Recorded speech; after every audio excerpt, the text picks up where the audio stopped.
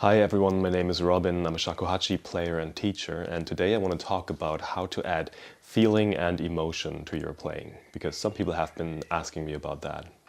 And I think this is something that comes rather naturally to me. And at the end of the day, of course, if you want to add feeling to your playing, the key is to connect with your feeling and somehow translate the contents of your heart into your playing. But how to translate that might not always be obvious. So I just want to give you some ideas in this video that might help you to get a grasp on it. And at the same time, if you don't really have a connection to yourself, as in if you don't really have a heart that is open, at least to some extent, for you to be able to actually feel and resonate with whatever you're feeling, then no amount of technique or knowledge, of course, is going to make up for that. And at the same time, the more skilled you become, the more technique you build up, the easier it's going to be for you to say whatever it is that you want to say. So the word emotion already contains the word motion in it. So something is there that wants to go somewhere. There's something that wants to change. Something is happening on the inside. And so the way that we put that into our playing, at least in my understanding, is by thinking about how are we going to design the changes that we make in our playing. So the way that I like to think about it is that you want to describe an emotional situation with your playing. You don't just want to be like, okay, I want to play this sad, okay, or this is a sad piece, okay, everything just needs to be sad. I think that's not really enough.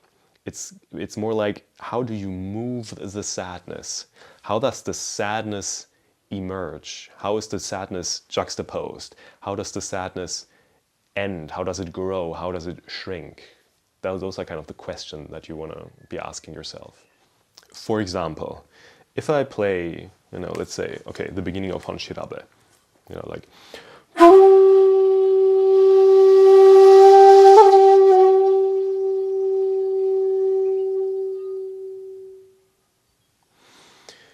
Now, in that first phrase, there really is not that much to go on. It's just a tsurei, rei, rei, with an nayashi, and that's it.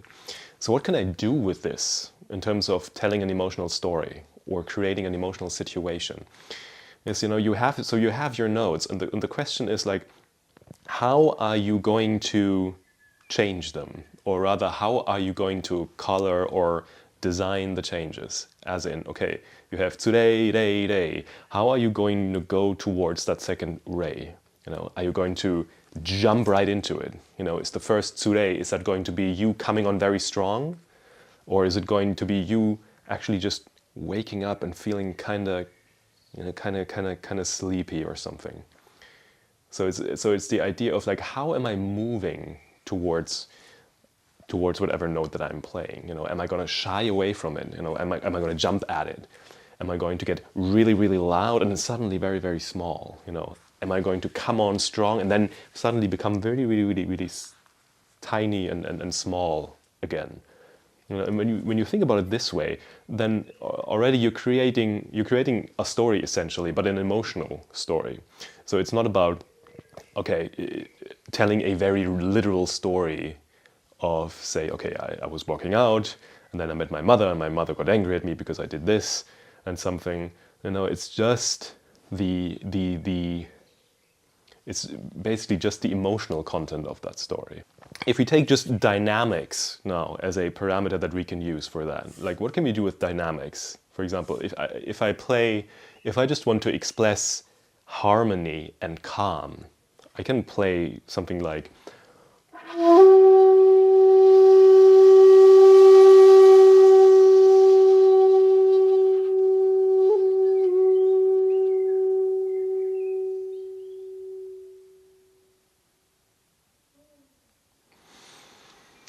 So we're kind of starting kind of smooth, not too loud, then slowly growing, and there's a very nice ease out of the change, and then easing back down. And the second rearticulation is more like a an echo, a faint echo of a bell, for example. And it's all very smooth, and it's a fine way of playing. But for example, if I were to do something like this,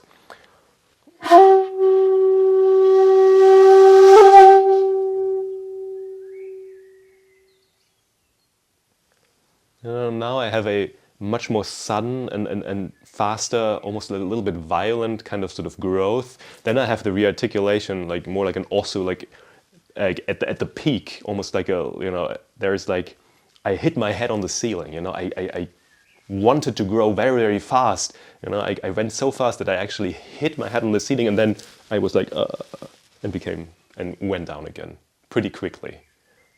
And now you have a story. Now there's something happening there, that has a certain energy to it. So we have dynamics as one parameter that we can use. Like there are other things. There's speed, for example.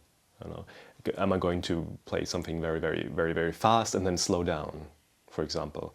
Or also, like, dynamics, of course, also contain speed. How fast, do the dynamics swell? And you can get a sense of, okay, I was in a hurry, I was anxious, I was in a hurry, I was stressed out, I had to go somewhere, and then there was silence suddenly.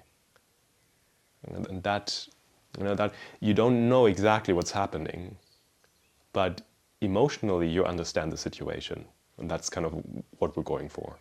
So dynamics, speed, pauses also, silence can be very, very powerful, depending where you place it. Then there's, of course, texture, muraiki, for example, or when you play like a sanu,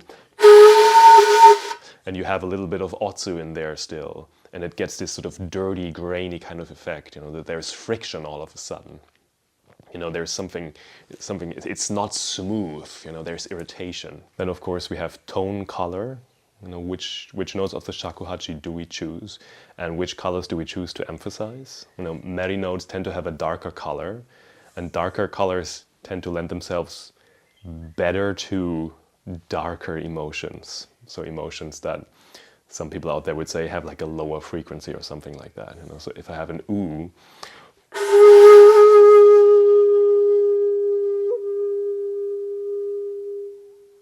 if I play it even like it's more silent, it emphasizes the color of it, and it makes it sound even more sad, for example. Another one is vibrato, and there are different kinds of vibrato, and how you do your vibrato can make a huge difference. So vibrato can just be like energy, like something is charged, and it's like,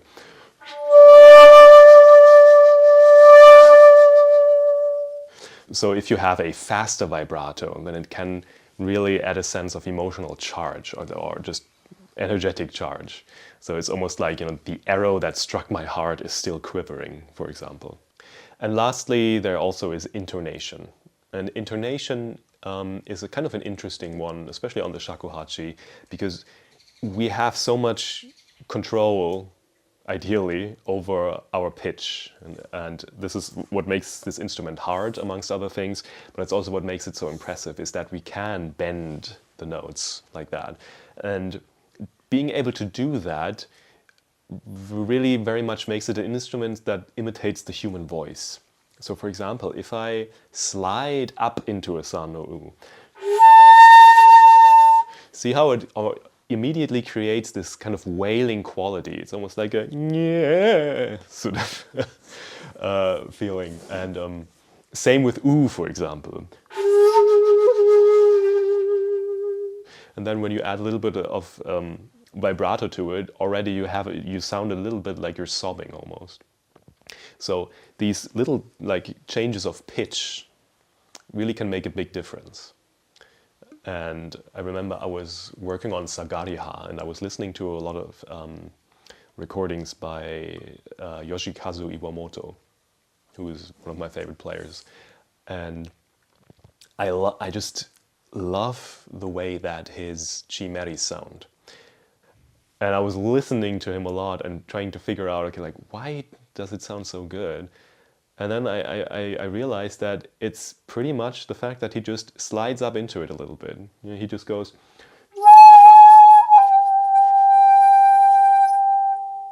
And it's really just that little bit, it's that little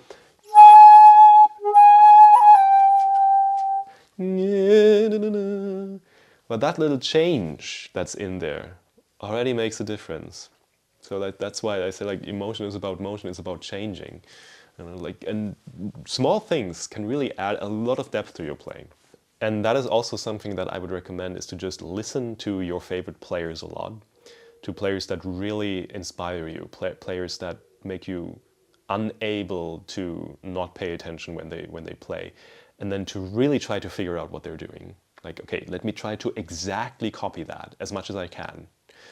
Not because you necessarily want to sound exactly like them, but you just want to figure out what they're doing. You want to be able to sound like them. And all that being said, at the end of the day, I think it's still very much about connecting with yourself.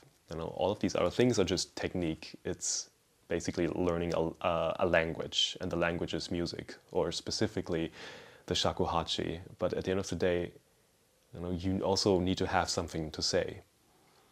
So I think a good habit to get into is, whenever you're performing, is to just take a moment and really tune in with yourself, and really look inside and feel your body and see what's there. And even if it's just nervousness, then okay, if you're nervous, then fine. Take the nervousness and put it into a performance. And that's going to be more real and more interesting anyway. And you're not really going to be able to hide it also, because that's not really what the shakuhachi does. But if you do that, then you're really sharing something. Then you are really saying something that's true.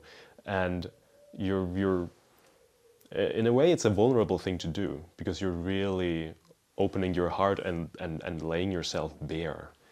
And I actually feel like if you're a musician and you do a really great performance, then like you should feel teary. You should feel like you just poured your heart out. Because when you do that, when you really take something that is true, then and share that with people, then what you create is, first of all, you're creating more resonance with yourself. Also, you get into deeper coherence with yourself and your feelings, but you're also giving other people the opportunity to resonate with what you're feeling and to relate to that, and to actually also feel something similar within themselves. And then when you do that, what you have, or what you end up with, is connection at the end of the day.